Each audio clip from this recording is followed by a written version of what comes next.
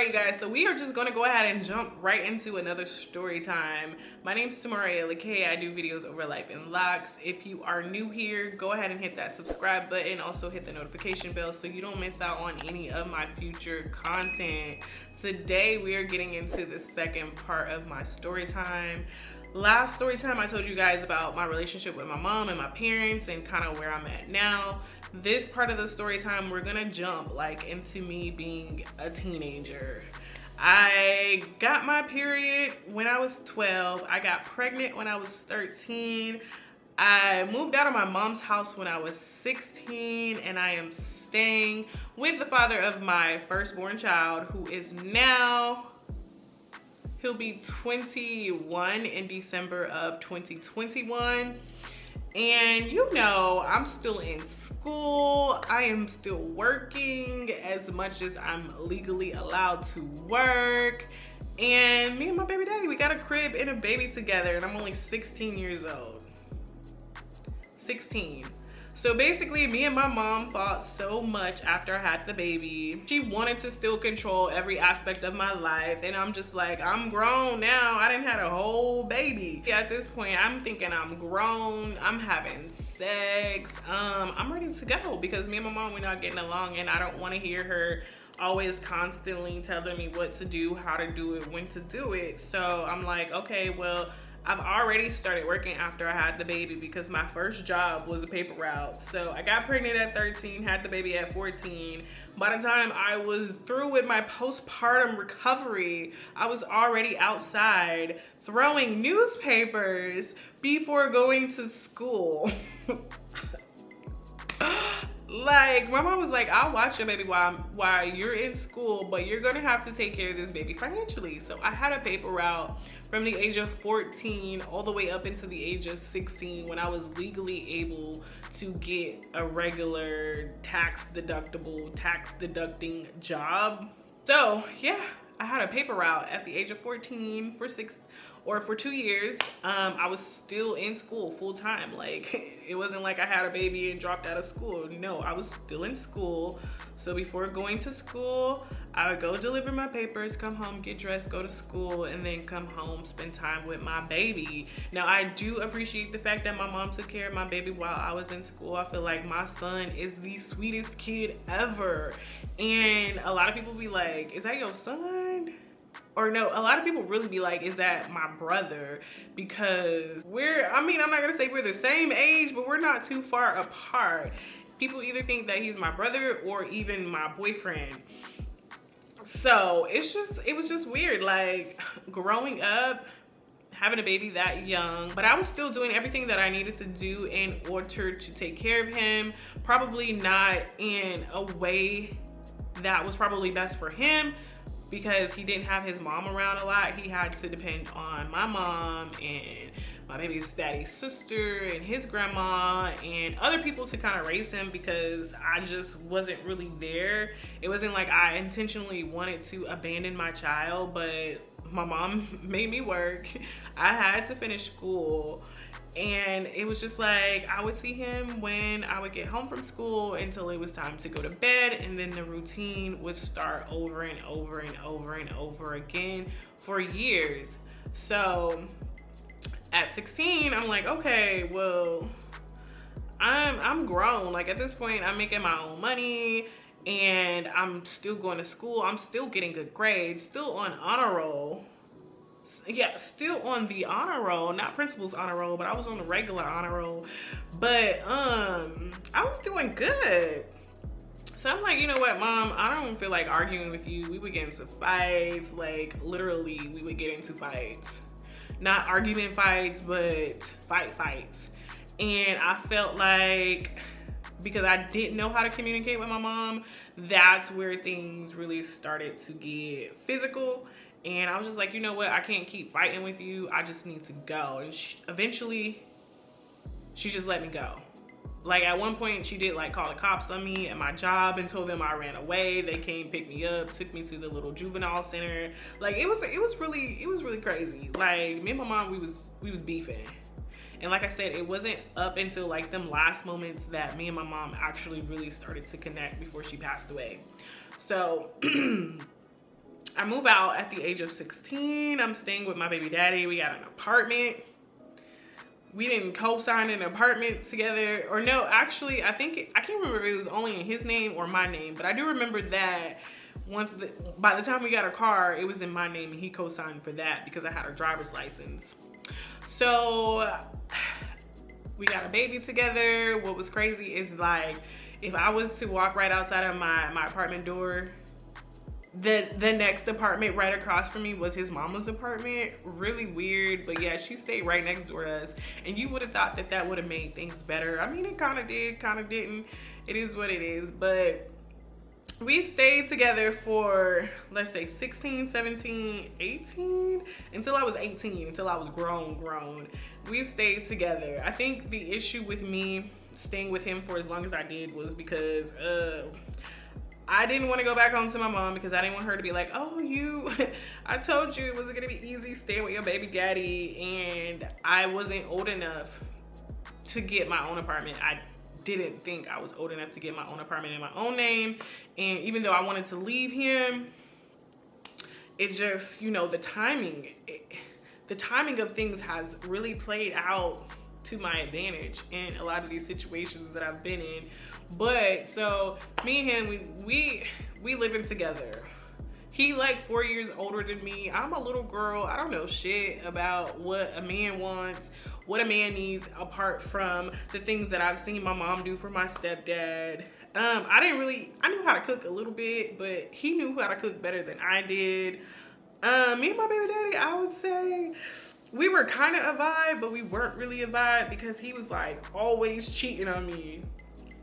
Like always cheating on me. It was Tammy, Cindy, Felicia, Kelly, Shandy, Melissa, Becky. The list just goes on. Like everybody at my school, keep in mind, I'm 16, so everybody at my school just smashed my baby daddy.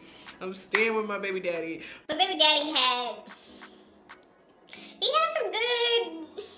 some good wood, I ain't gonna lie. So he's going around smashing everybody in the town. Girls that are the same age as me, girls that are older than me. He bringing the bitches over to the house while I'm at school. Keep in mind, once I turned 16, I got my first real job at McDonald's. So I'm working McDonald's. I would go to school 7:30 to 2:30 or whatever, get out of school, go work at McDonald's till like 9:30, 10 o'clock. Go home, do the same cycle again. Meanwhile, my baby daddy was not able to keep a job. He was not able to keep a job, didn't hold a job down. He was too busy wanting to go and fuck any and everybody.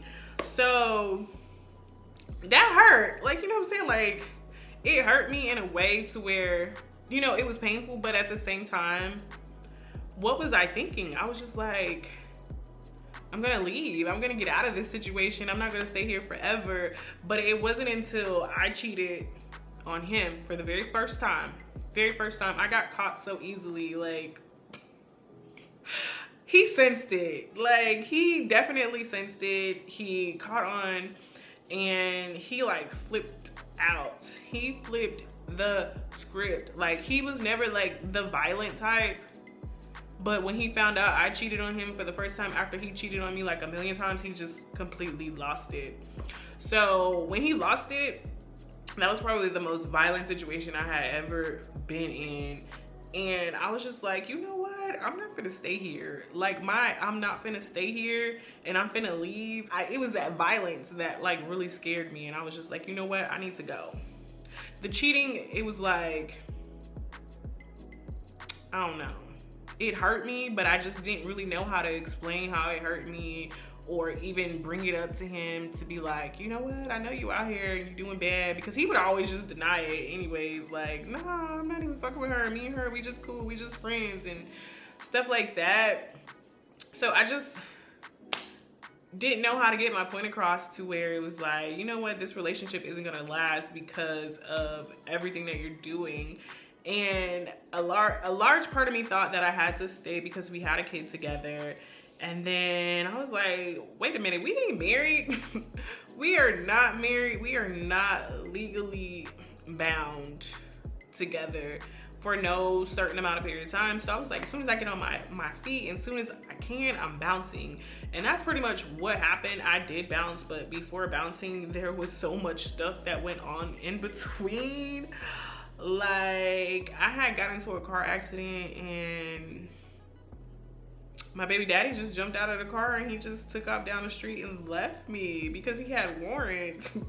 He had been to jail like multiple times throughout the beginning of our relationship, usually for like little petty stuff.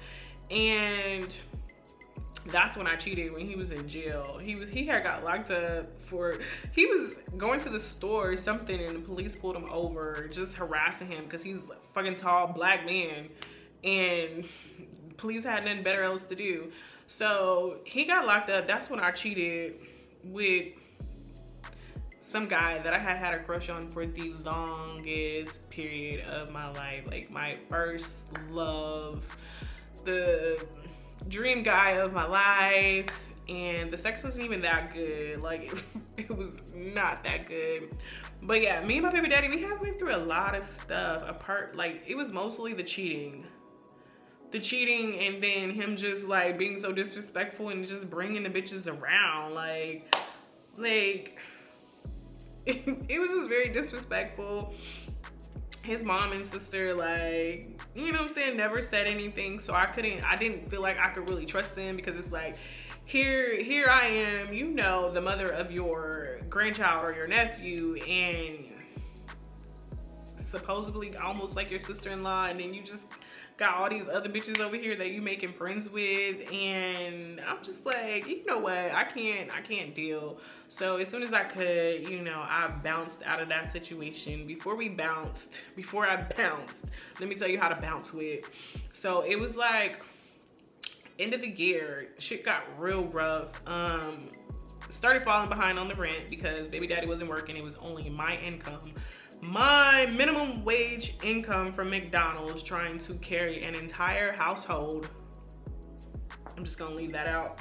Trying to carry an entire household. So I'm paying all of the bills, taking care of all of the food, needs for me, my son, car note. So, you know, things fell behind because you only can make so much money at McDonald's. So eventually we got evicted from our apartment. We stayed with his mom for a little bit, but then because, you know, the landlord pretty much seen that we didn't leave and was threatening his mom, like, hey, if you don't put them out, you're gonna get put out too. So she's like, I love y'all, but y'all not about to make me lose my apartment. So we ended up, you know, crashing from place to place. I had a friend that let us stay at her house for a little bit, and then his sister let us stay at her place for a little bit. Never was I like, I'm gonna go back home to my mom. Like, you won't. The last thing I wanted to do was like go home and be like, Mom, can I stay with you because this, that, and the third is going on, because I already felt like a lot of people expected me to fail. And I was just like, I gotta figure out a way to get out of this. I feel like that's always been my mentality, is to just figure out how to freaking survive. So I was like, I'm not going back to my mom's house. We're running out of options of where we can stay. And it was like really close to income tax time. This is how it lined up. Like, he had got his taxes back before I did.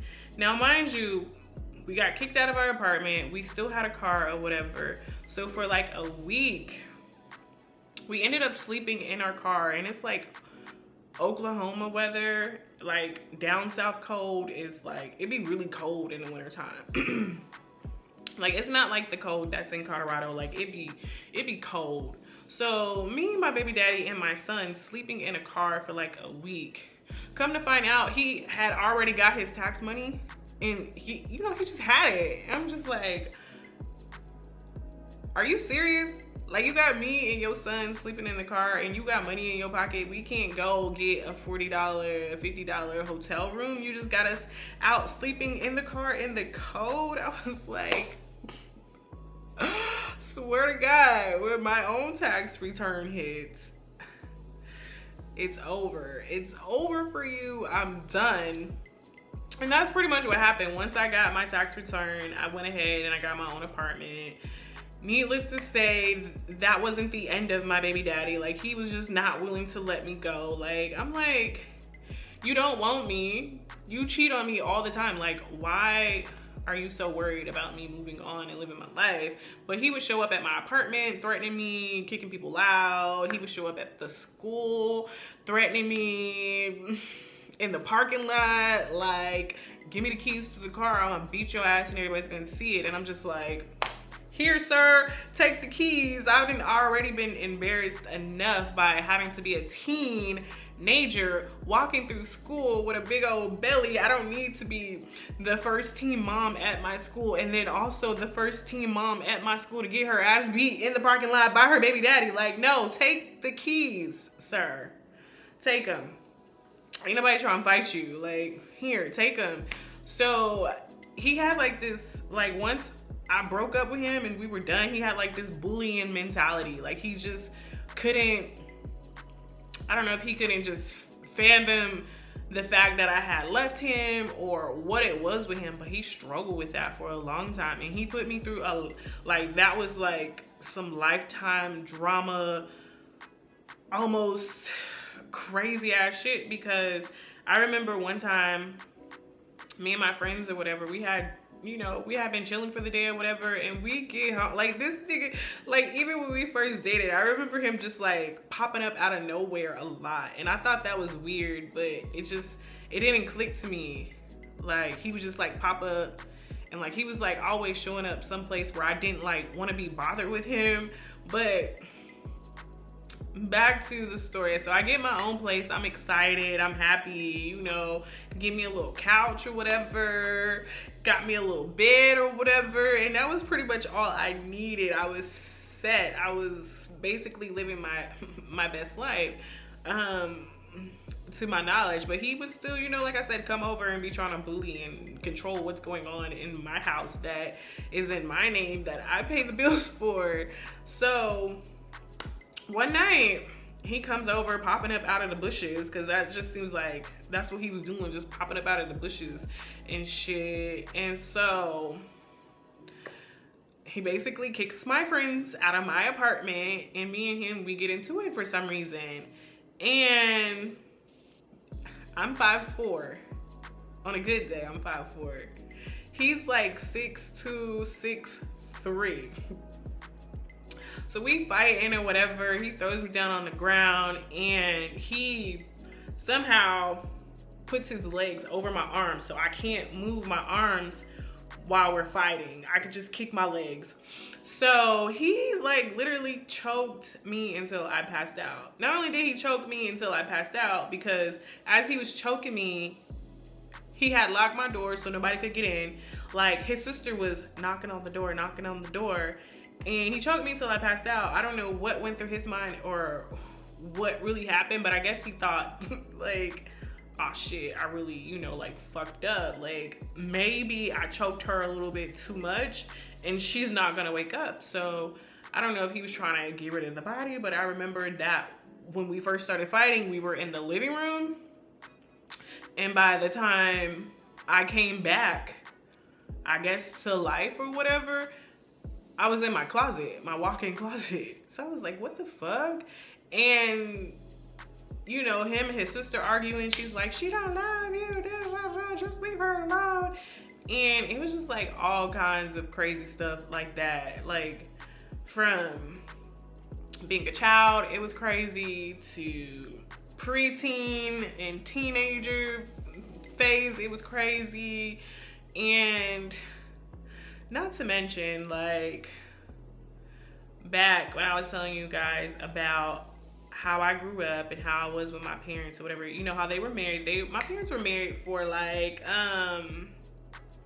before my mom passed away, it was, I want to say 25 years, because I know they were together a few years. No, I want to say it was like 22 years, because I know my birthday, around the month of my birthday, was their anniversary. And my mom died right before I was 21. So they were like either 20 to 21, 22 years into their marriage. And my mom, she didn't believe in divorce. Me, on the other hand, goddamn motherfucker. But no, my mom, she didn't believe in divorce. So she stayed with my dad stepdad, even though he wasn't, you know what I'm saying, making her happy in all the ways that she wanted to be happy. And it was just like, she wanted anything that any woman wants from their man in their relationship. Like, you've heard it all. We all know what we be wanting from our men in our relationships, and those things that they don't do that cause us all of this pain and all of this sense of lack in life. So it wasn't anything new. It's like, just wasn't anything new. But what I was gonna say is, like, during that period of my life, I had seen most of the people that my mom would hang out with and my stepdad would hang out with, they were married. So I seen a lot of marriages within my childhood. Now, I seen a lot of marriages that were not really functional, and they weren't really quote unquote good marriages. But I seen these people stick it out and stick it through in some of the most dysfunctional ways that I could even imagine. Like, literally, I have to write a book in order for you guys to get what I'm saying, because I'm skipping over so many parts. But I've seen all of these dysfunctional marriages within my life. So, you know, move out with my baby daddy thinking we gonna be a family. Needless to say, that was short-lived. I was with him from the, like I said, from the age of 16 to the age of 18. From 18, I want to say, I was 18 when I first got married. Yeah. So as soon as I broke up with my baby daddy, instead of like healing and just taking time to get to know, well, first off, my baby daddy, he was my first and my only. So once I left him, I went through a whole stage, a complete whole stage. And when I met my first husband, I was still pretty much in my whole stage, even though after I got married, I stopped sleeping with other people for the most part. There's some stories in there. I was 18, okay? I was 18. So, I leave my baby daddy, I'm 18 years old. I get my apartment. It's like the beginning of the year, because remember, it was around tax season. I graduate from high school the same year, which is May 2005. So, you know, all of this is happening May 2005. A month and a half prior to me graduating, me and my friend, we out, we just chilling, we cruising. She had a car or whatever. We just, you know, doing what you do in a small town when you don't have anything else to do. So we just riding them down roads, random roads, the busy roads that aren't really that busy, but they busy because it's a small town. And you know, when you in a small town, that's just how it is. And it's kind of like connected to a military town. So we, you know, riding them down the street, we see two guys. And then around this time, I was socially engaged into a lot of things. So they was smoking and I was like, hey, let me get one of them cigarettes. And he was like, no problem. And keep in mind, we're like in the middle of traffic. And so not only are we in the middle of traffic, we're like just like at a stop sign, stoplight or whatever. And he was like, yeah, just follow me and pull over here. So we pull over to a restaurant or whatever, get the little cigarette, we start talking, and I end up inviting them over to my apartment. Random strangers. Random strangers. I don't know them from anything. Barely know their name. And I'm just like, just come to my crib. Like, let's chill. And so they end up coming over. They end up chilling with us. And we ended up staying up all night. And we were talking. And I was telling my first husband, you know, about the experience that I had just gone through with my baby daddy, because like it was like legit fresh. And my husband, he was in the military. So, or my first husband, well, my current husband, he in the military too, but so first husband, he's in the military or whatever, and I'm telling him all this stuff that I've just recently, like literally just recently went through. And he's like, we just vibing, like legit, it was a vibe. And he was like, that's never gonna happen to you again. Like, he got me fucked up. If he think he gonna come over here and he gonna treat you any kind of like nah, shawty, like he's like, I don't even know you like that, but he's like, that's not going down. And so automatically it was like a connection. I felt like that was pretty much the first man that I ever felt protected by in my life. Ever. Was him. All because, you know, like I had just got out of that situation with my baby daddy, and then here he was like, that's not happening anymore. Like, it's not going down. So I definitely connected with him off of that. And to make a long story short, we ended up getting married like let's see, May, June. I want to say I got married in July. So I met him like either 2 months before graduation, and then 2 months after graduation. We are already married. And needless to say, you know, that marriage, it lasted for a long time, but it didn't last in love, commitment, communication, trust, and things of that nature. It just lasted because it was financially appealing to both of us, because he was in the army. He was getting ready to go to Iraq. So we got married in July. By November of that same year, he was already getting deployed.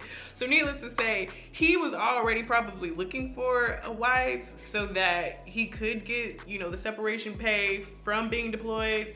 Meanwhile, you know, I knew those kind of things were going on, but at the same time, I was like, okay, well, is it just like a coincidence, or are we just gonna do this for the money?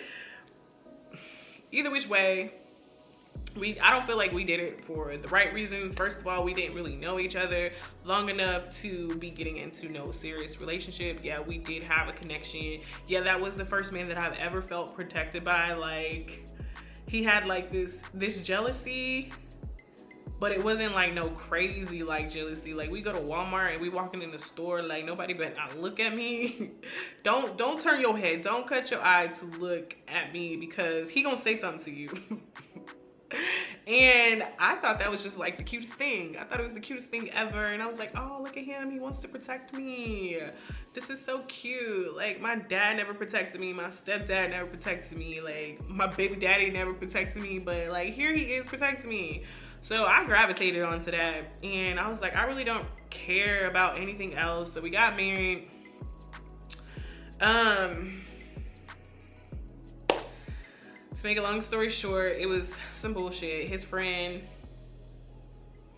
I feel like it was just bullshit from the beginning, but his friend came up with this story about how he came over to my house and that I came on to him. Now, keep in mind, like, I wish I could show you a picture of my husband and a picture of his friend. I would have to go on the gram and do some research, at least on his friend. I can find a picture of my first husband, but his friend, Now, his friend is not somebody that I would ever be attracted to in any way. So he really just made up a whole complete story about me while my husband was deployed. He believed him. In fact, I don't even know if he made up the story or if they were in collaboration together just to have something for my husband to be like, he's gonna divorce me when he comes back, because that's basically what happened. So that was the first thing. And then the second thing was my husband telling me like that he had a baby or something with some girl from some other state. Like, I didn't know nothing about this man before I married him, except for that he was in the military, he drove a red Neon, and that he would protect me. Like, those are literally the only things that I knew about this man before I was like at the courthouse saying I do. And so I was like, well, at least I can get some money out of the situation, because he's in the military, so he has to give me at least some BHA and some other, you know, support money. So that's pretty much what happened for that marriage. He came back from wherever he was deployed. I can't even remember. I think it was Iraq or Afghanistan. Like, I would email him all the time. He wouldn't respond. It wasn't until, like, I had to like literally reach out to Red Cross in order to get in contact with them, in order for them to set it up so that I could get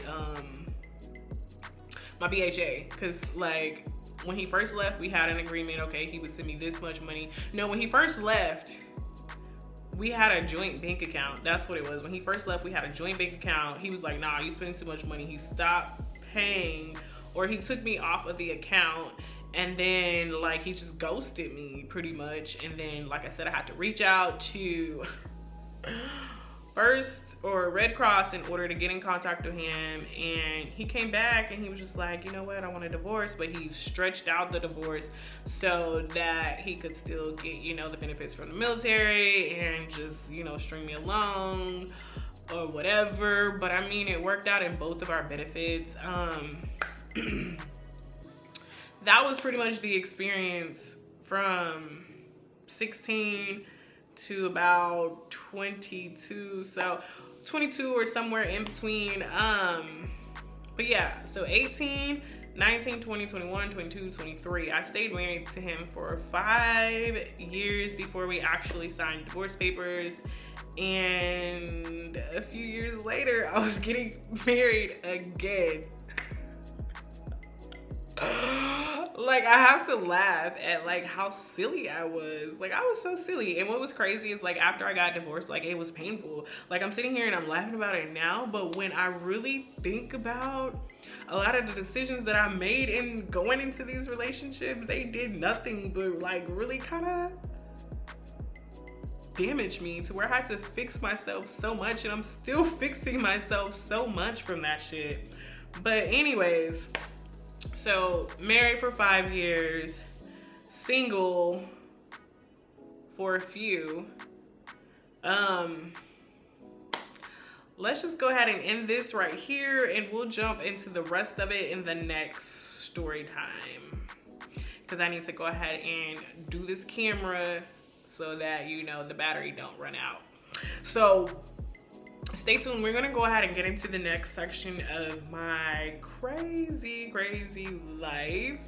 But if you like this video, go ahead and hit that like button. If you haven't already subscribed and you made it to the end of this video, you might as well stop playing with your life, stop playing with mine. Hit the subscribe button, also hit the notification bell, become a part of the family. And yeah, I'll see you right back in the next one. Bye.